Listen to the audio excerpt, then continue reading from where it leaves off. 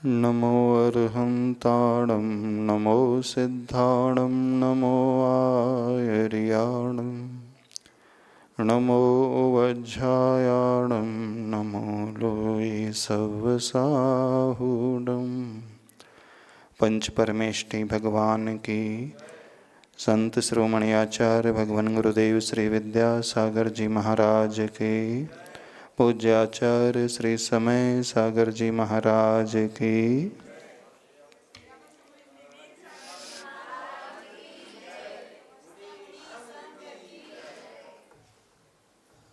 हमारी भावना जैसी होती है, संसार हमें वैसा ही नजर आने लगता है। जो विचार हमारे मन में उत्पन्न होते हैं, उन विचारों का प्रभाव सर्वप्रथम हमारे मस्तिष्क के पश्चात पूरे शरीर और हमारे ऑरा, फिर आसपास के वातावरण में नजर आने लगता है। कितनी विशेष बात है,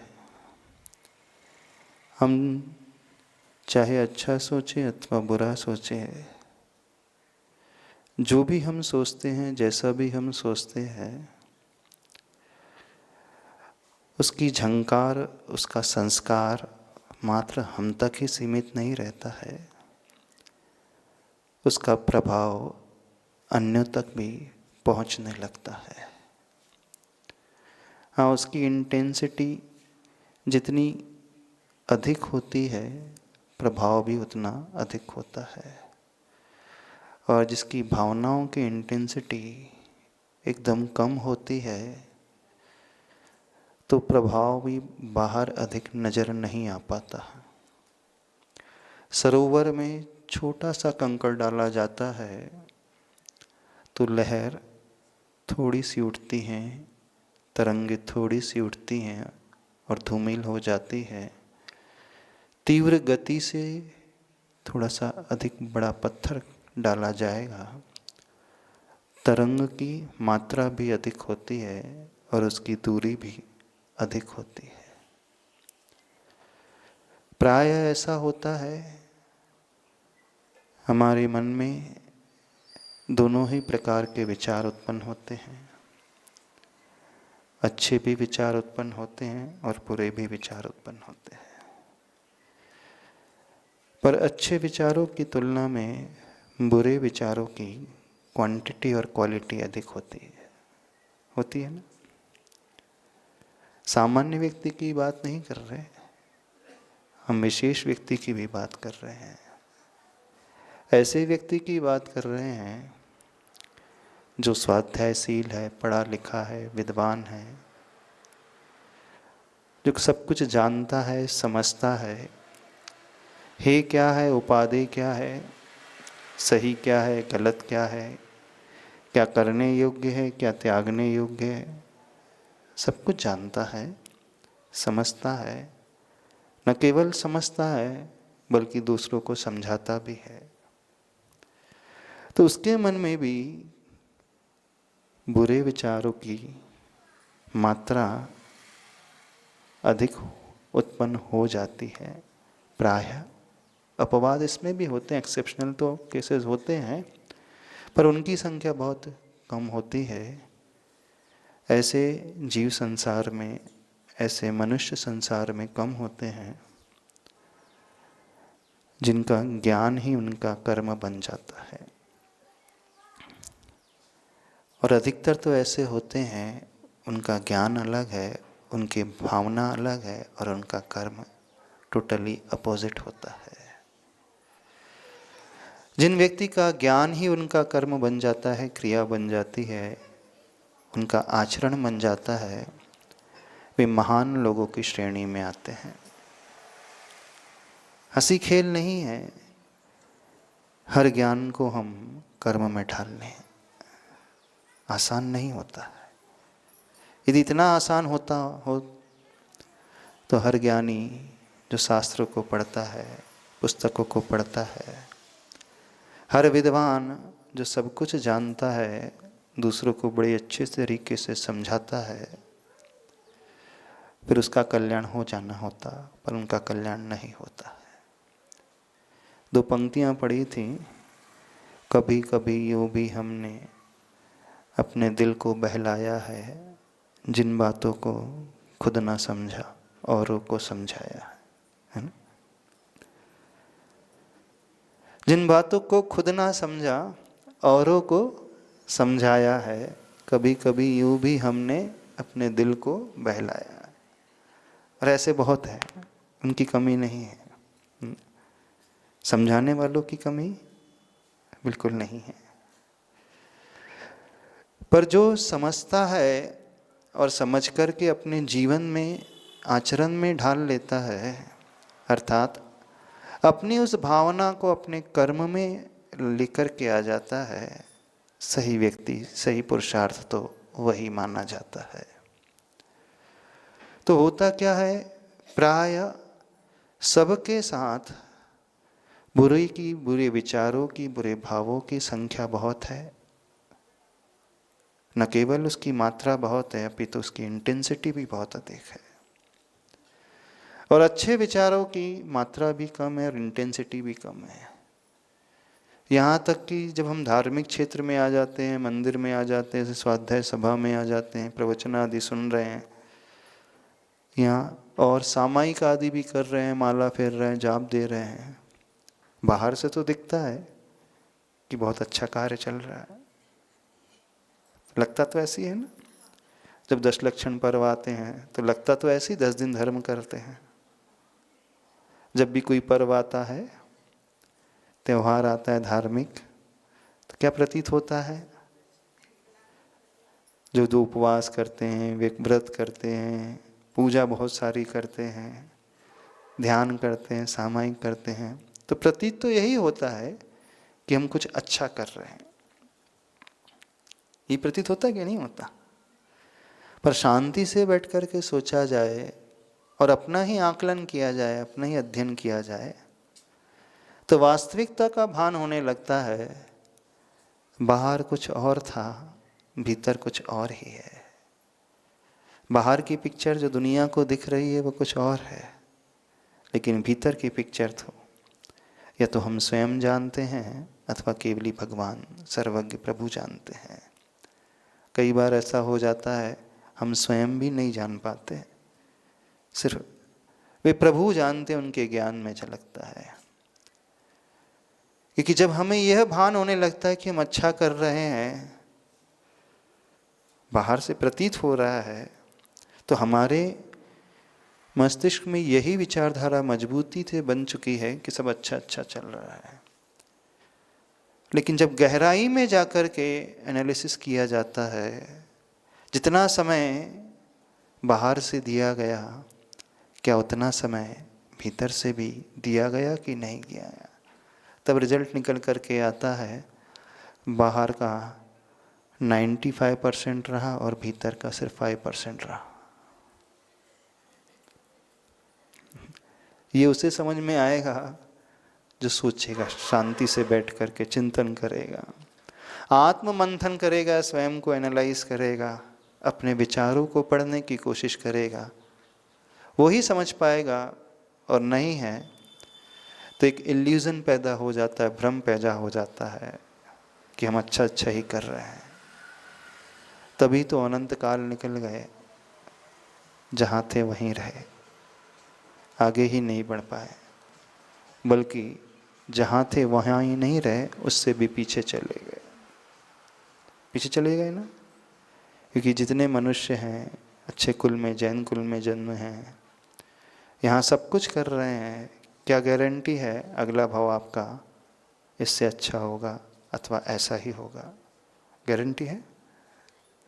चलो आप ही लोगों से पूछ रहे हैं, आपको विश्वास है कि जो इस भाव में आपको मिला है, जो कुल आपको मिला है, जो सुविधाएं आपको मिली, जो धन वैभव आपको मिला है, जो शरीर आपको मिला है, अनुकूलताएं आपको मिली है, आने वाला भाव इससे अच्छा होगा या ऐसा ही होगा? विश्वास है? कितनों को विश्वास है? हाँ, क्वेश्चन मार्क उठता है ना। यानी हमारा विश्वास ये कहने लगता है गारंटी नहीं है, अभी तो बहुत कुछ मिला है, हो सकता है हमने जो जीवन जिया है, जो किया है, जो सोचा है, जो विचारधारा उत्पन्न की है, जो भावना भाई हैं, उसे देख करके लगता है उत्थान कम पतन अधिक होगा। ऐसी लगता है ना, सोचना चाहिए। तो ऐसा क्यों होता है कि न चाहते हुए भी बुरे के भाव बार बार पैदा होने लगते हैं? सोचते हैं हम कंट्रोल करेंगे, सोचते हैं हम नहीं करेंगे। जो व्यक्ति नियम लेता है, अच्छे अच्छे लोग नियम लेते हैं अपने जीवन में, लेकिन उनके नियम 2, 4, 6, 8 दिन चलते हैं, फिर छूट जाते हैं। नहीं, जो सिगरेट छोड़ने का नियम ले लेता है, तंबाकू छोड़ने का नियम का विचार अपने मन में ला लेता है, व्यसनों से ऊपर उठने की भावना करने लगता है, अथवा जो गलत आदत उसे लगी है उससे ऊपर उठने की भावना करता है, पुनः वो नहीं दोहराऊंगा ये सोचता है, लेकिन वो दोहराने लगता है। एक हो गया वो व्यसन की बात एक्सट्रीम वाली, एक हो गई कषायों की बात। हमने ये कहा तो आप लोग कहो कि नहीं हम तो ऐसे नहीं, हमने तो जो नियम लिया उसे अच्छे से निभाते हैं। कुछ लोग होंगे हमने रात्रि भोजन के त्याग का नियम लिया तो हम तो अच्छे से निभा रहे जब से नियम लिया है। हमने प्रतिमा का नियम लिया तो उसका अच्छे से पालन कर रहे हैं, है ना। अब हम उसकी बात कर रहे हैं, उन लोगों की बात कर रहे हैं जो हमारी कमी अंतरंग की है। गुस्सा हमें आ जाता है, हम निमित्तों से तुरंत प्रभावित हो जाते हैं और हमें सोचते कि नहीं अब अगली बार निमित्त मिलेगा तो मैं क्रोध नहीं करूँगा, गुस्सा नहीं करूँगा। अगली बार कुछ प्रतिकूलता मेरे लिए जीवन में निर्मित होगी तो मैं अपना कंट्रोल रखूँगा, अपनी सहजता को नहीं खोऊंगा। सोचता है कि नहीं व्यक्ति? जब वो पश्चाताप से भरता है, प्रतिक्रमण करता है और रियलाइज करता है कि मुझसे आज ये गलती हो गई, जब पश्चाताप में ये भाव आ जाता है कि अब नहीं करूँगा, यानी कर रहा है पश्चाताप, लेकिन साथ में पश्चाताप के प्रत्याख्यान भी वो ग्रहण कर लेता है कि आगामी काल में मैं यह नहीं कार्य करूँगा। प्रत्याख्यान मीन्स भविष्य में जो कार्य मैं नहीं करूँगा। तो जिन जिन से गलती हो जाती है और उन्हें महसूस होता है कि हमसे गलती हो गई, चाहे वो गलती बड़ी हो अथवा कषाय वाली हो अथवा बुरी आदत वाली हो अथवा क्रोध वाली हो अथवा अपने व्रतों में शिथिलता वाली हो। पूर्ण रूप से तोड़ा नहीं नियम उसने, लेकिन व्रतों में जो शिथिलता आ जाती है, अतिक्रम आदि अतिचार आदि लग जाते हैं, जब वो अतिचार आदि लग जाते हैं तो उसे महसूस होता है मुझे नहीं करना था, लेकिन मैं तो भावों में बह करके इस प्रकार से कर देता हूँ अथवा हो गया मुझसे। तो फिर स्वयं अंदर ही अंदर ठान लेता है अब तो गलती हो गई, अब अगले बार से नहीं करूँगा। जब वो स्वयं ठानता है मैं प्रत्याख्यान ले लेता हूँ अब नहीं करूँगा, तो वो प्रत्याख्यान कितने दिन तक चलता है बताइए? अब आप लोगों से पूछ रहे हैं कितने दिन तक? क्या फिर से ऐसा हो जाता है कि अतिचार नहीं लगता है? लग जाता है ना। जो पात्र जिस भूमिका में है उसकी बात कर रहे हैं। एक व्यसनी है, व्यसनी सिगरेट नहीं छोड़ पाता। एक धार्मिक है, ठीक है वो व्यसनों से दूर है, सिगरेट है, तंबाकू है, शराब आदि से दूर है, लेकिन वह अपने धार्मिक क्षेत्र में अपनी कमियों को जानता है। कमियों को जान करके वो स्वयं ठान लेता है कि नहीं मेरे योग्य कार्य नहीं है जो मैं कर रहा हूँ, इस भूमिका में मैं हूँ। अथवा एक सामान्य से पेरेंट्स की हम सोच ले, बात कर लें, पिता की बात भूमिका में, माँ की भूमिका में, भाई की भूमिका में, बेटे की भूमिका में रहते हुए जो गलती वो कर जाते हैं, वे कहते हैं कि नहीं गलती नहीं करेंगे, लेकिन पुनः उस गलती को दोहरा देते हैं। हो जाता है ना। हो सकता है फिजिकली वो गलती ना हो, लेकिन मानसिक रूप से हो जाए, वाचनिक रूप से हो जाए, मन में वो दुर्भाव आ जाए, तो न चाहते हुए भी मन से, वचन से अथवा काय से जो इस जीव द्वारा गलतियां हो जाती हैं अथवा कर लेता है। कुछ गलती हो जाती हैं, कुछ को वो करता है। अच्छा आपसे पूछ रहे हैं, आपसे होती अधिक है कि करते अधिक है? करते अधिक है कि होती अधिक है? करते भी तो हैं, पर अधिक किसकी मात्रा है? होने वाले की कि करने वाले की? हाँ, करने वाले भी गलतियां हैं। जानता है नहीं करना चाहिए फिर भी वो कर जाता है। गुस्सा नहीं करना चाहिए, जानता है फिर भी कर जाता है। छोटी छोटी बातों में विकल्प मुझे नहीं करना चाहिए, फिर भी हो जाता है कि कर जाता है? कि हो जाता है? करता है। अच्छा, चला करके कर रहा है तो फिर वो थोड़ी और खतरनाक बात है। यहाँ तो वो ज्ञात भाव से कर रहा है, फिर तो इंटेंशनली कर रहा है, वो तो और थोड़ी खतरनाक बात है। लेकिन एक वो कर नहीं रहा है, संस्कारों के वशीभूत होकर के उससे वो हो रहा है, वो थोड़ी सी कम खतरनाक है।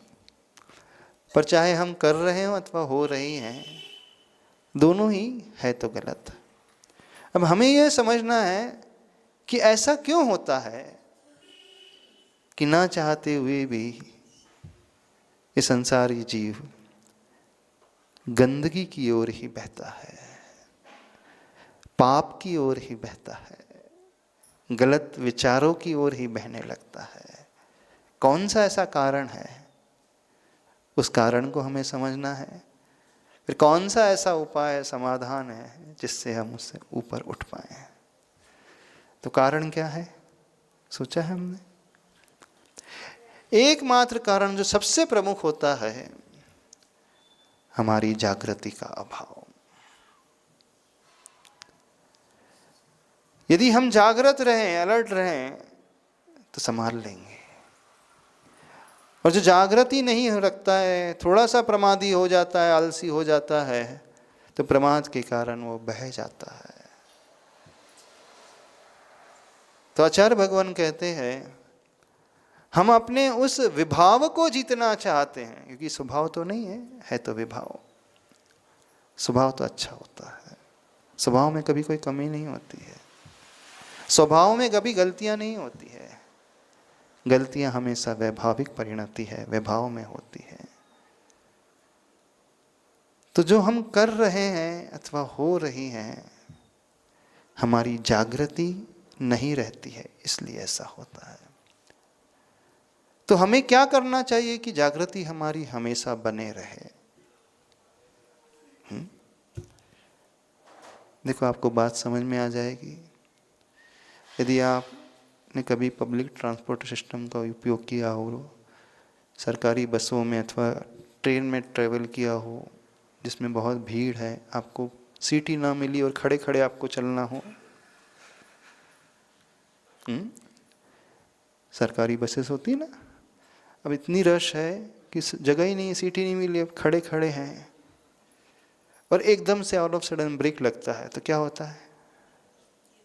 हमारी बॉडी का जो निचला हिस्सा होता है वो तो स्थिर रहता है, लेकिन ऊपर के हिस्से को जर्क लगता है, एकदम झटका सा लगता है, तो गिरने को होता है। कौन सा व्यक्ति गिर जाता है? यदि उसकी नींद लगी हो खड़े खड़े, तो एकदम गिर जाएगा, है ना? अथवा वो इधर उधर बात कर रहा है, वो सामने नहीं देख रहा है कि अभी बस में ब्रेक लगने वाला है, तो गिर जाएगा, संभाल नहीं पाएगा।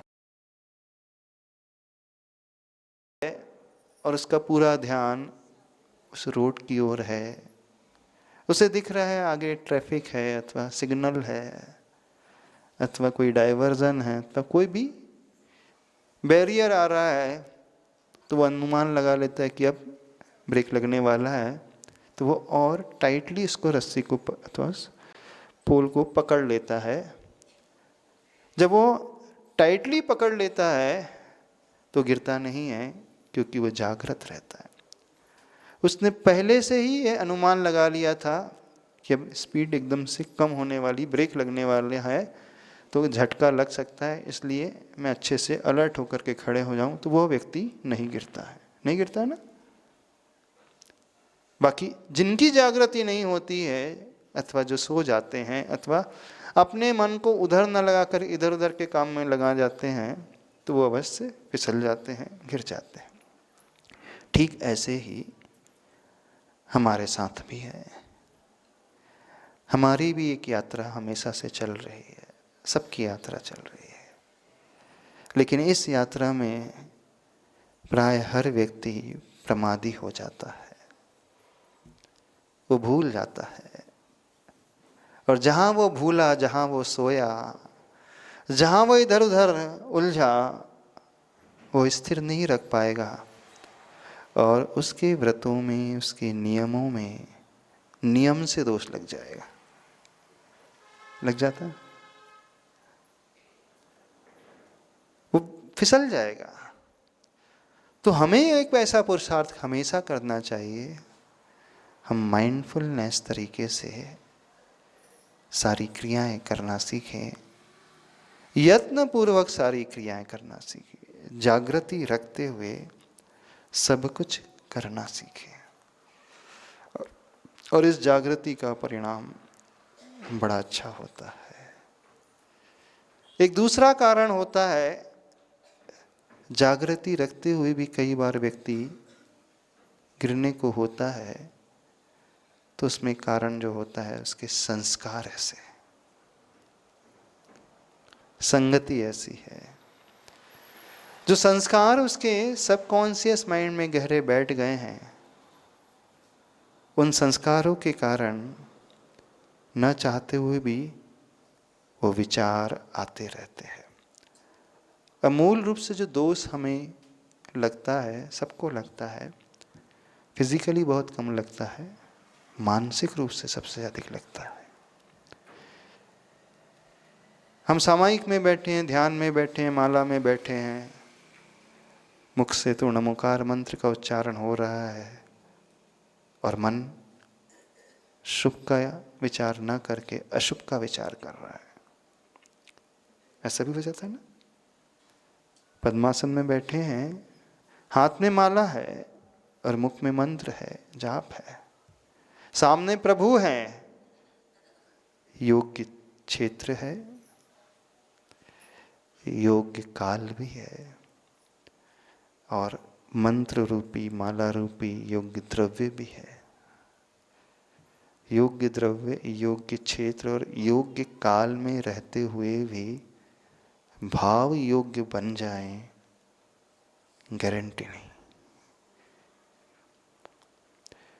सही द्रव्य क्षेत्र काल में भी गलत भाव आ सकते हैं और आ जाते हैं, और कईयों के आ जाते हैं, और वो ये जान रहा है कि गलत है, नहीं आना चाहिए, और ये समझ रहा है कि मुझे इसको रोकना है। देखो सूक्ष्म परिणति बता रहे हैं, समझते हुए भी वो उस भाव में बह जाता है, बह जाता है। फिर कहां जाकर के वो रुकता है बताइए। जब नदी में तीव्र बहाव होता है, वेग तीव्र होता है, उस तीव्र वेग में अच्छे अच्छे तैराक भी बह जाते हैं, अच्छे अच्छे जो तैराक होते हैं वो भी बह जाते हैं।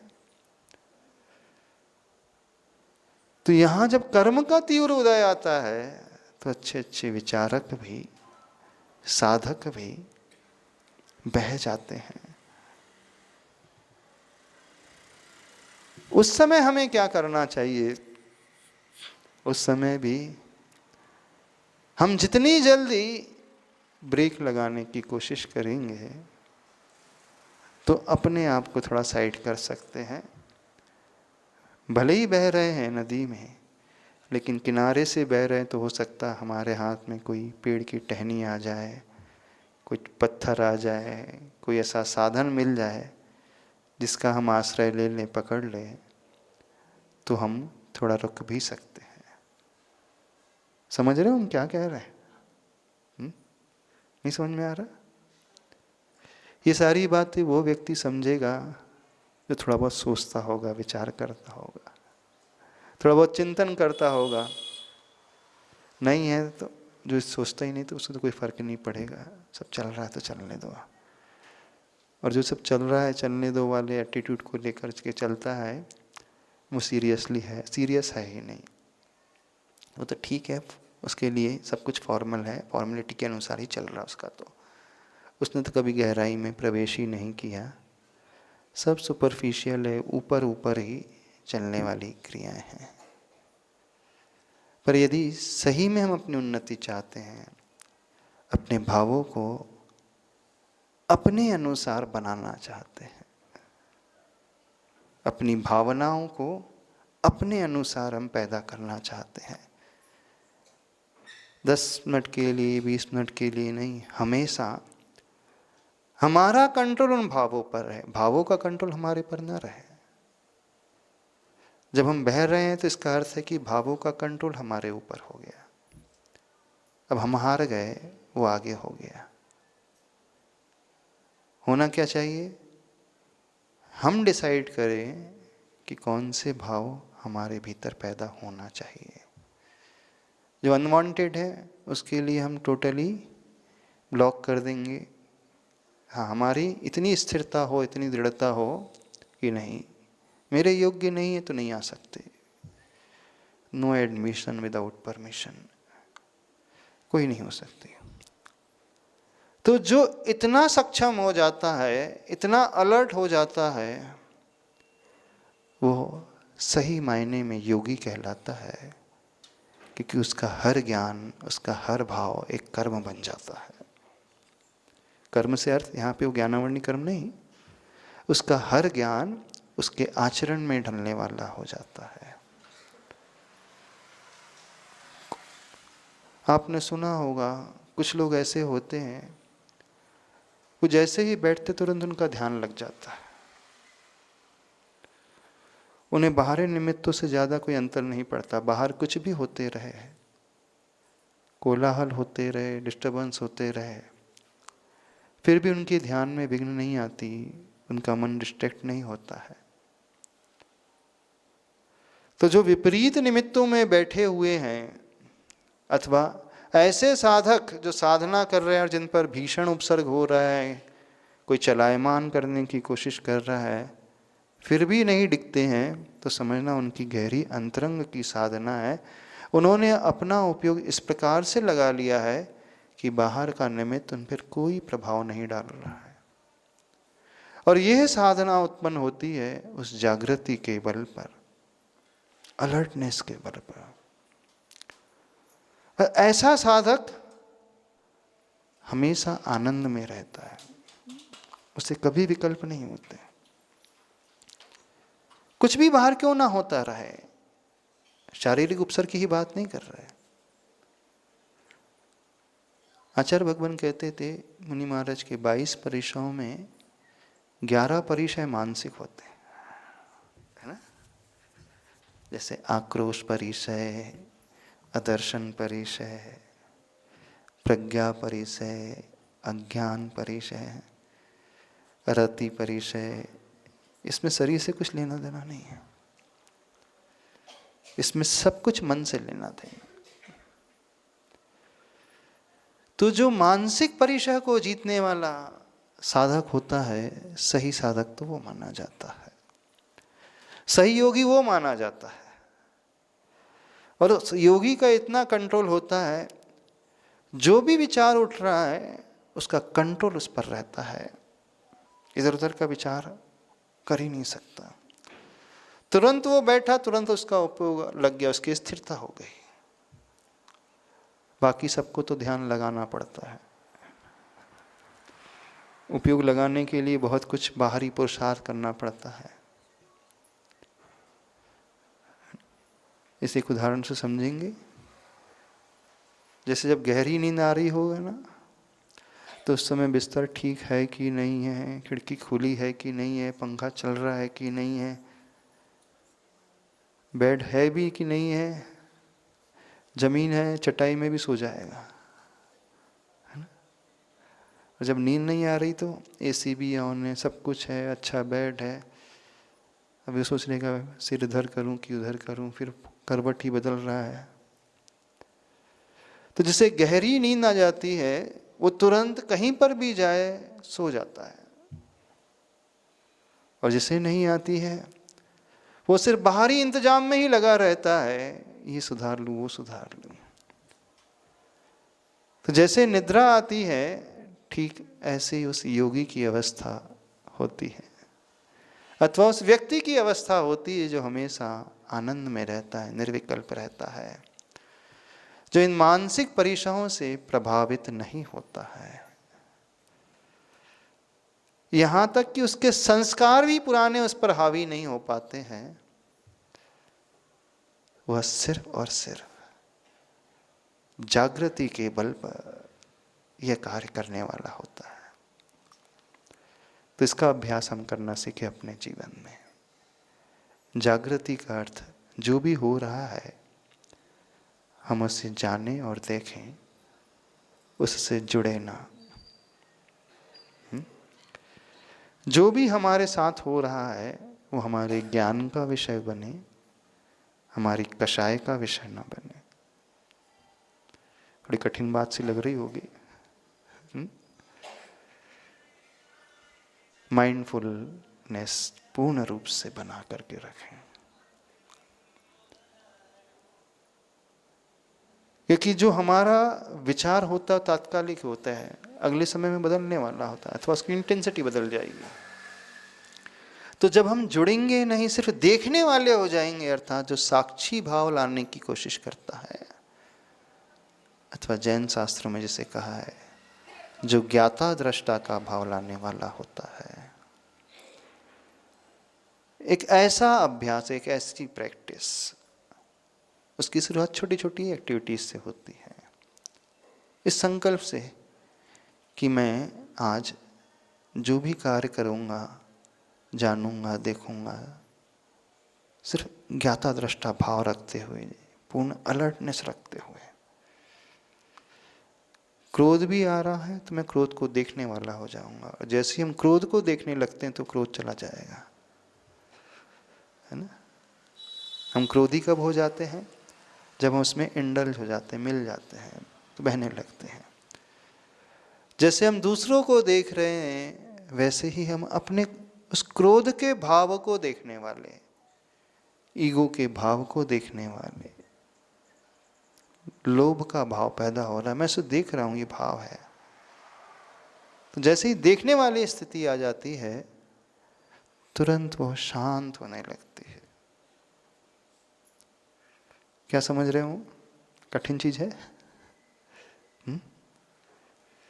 साधना की शुरुआत यहीं से होती है।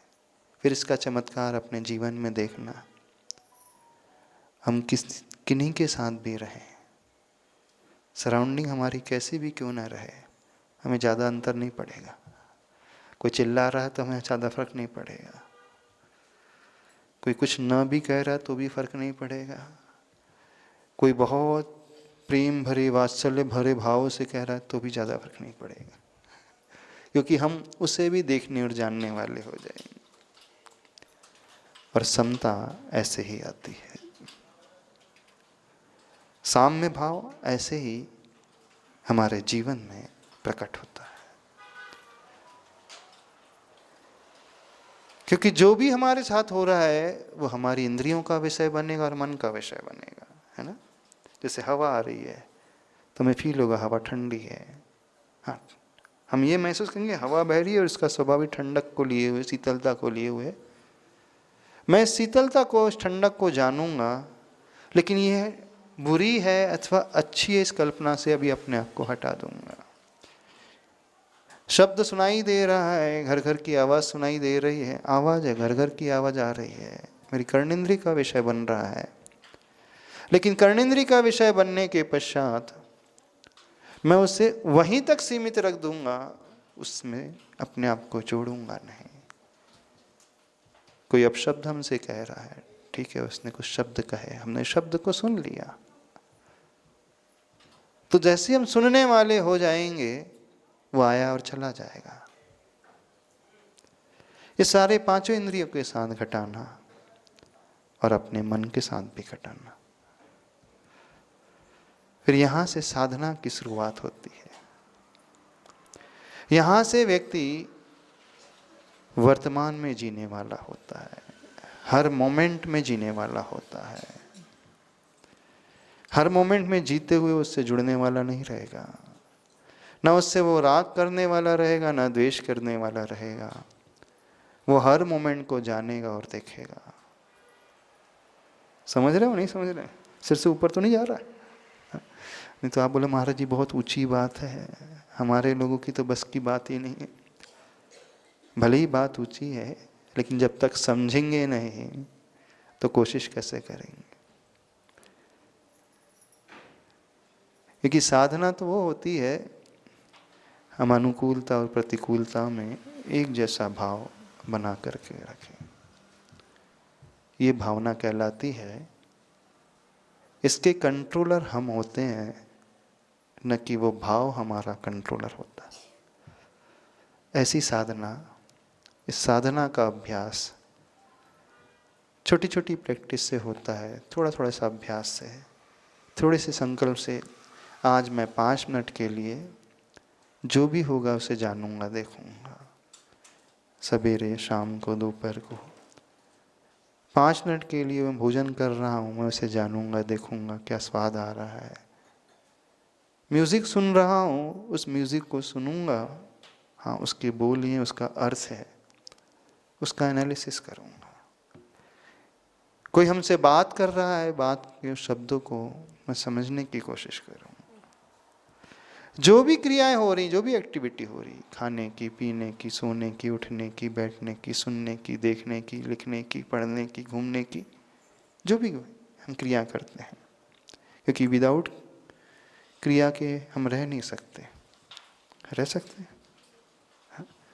आप बैठे हो तो बैठने की भी एक क्रिया हो गई, आप लेटे हो तो लेटने की भी एक क्रिया हो गई, आप सो रहे हो तो सोने की भी एक क्रिया हो गई, आप भोजन कर रहे हैं तो भोजन करने की क्रिया, और उपवास कर रहे हैं तो उपवास करने की, भोजन को नहीं करने की क्रिया हो गई ना। तो उपवास भी तो एक क्रिया होती है कि नहीं? हम ये ना समझे कि हम दुनिया में कभी क्रियाओं से रहित होते हैं, हो ही नहीं सकता। शांत बैठे तो ये भी शांत बैठने की एक क्रिया है। गुस्से से भर रहे थे, गुस्से करने की एक क्रिया हो गई। तो जो भी क्रियाएं हम कर रहे हैं, उस क्रिया को हम देखने वाले हो जाए, जानने वाले हो जाए। ये चमत्कार अब देखना अपनी जिंदगी में क्या आता है। फिर आप ऐसे हो जाओगे जैसे जल के से भिन्न कमल रहता है। रहेगा वो जल में ही, लेकिन उससे ऊपर उठा रहेगा। रहेगा वो परिवार में, लेकिन परिवार से ऊपर उठा हुआ रहेगा। रहेगा वो संसार में ही, लेकिन संसार से ऊपर उठा हुआ रहेगा। ऐसा नहीं है कि इसने संसार को छोड़ दिया, संसार को छोड़ने वाला नहीं होगा, लेकिन रहते हुए भी उससे निर्लिप्त रहेगा। और ये साधना कहलाती है। ठीक है, अब इतना क्या है। आचार्य परमेष्टि गुरुदेव श्री विद्यासागर जी महाराज की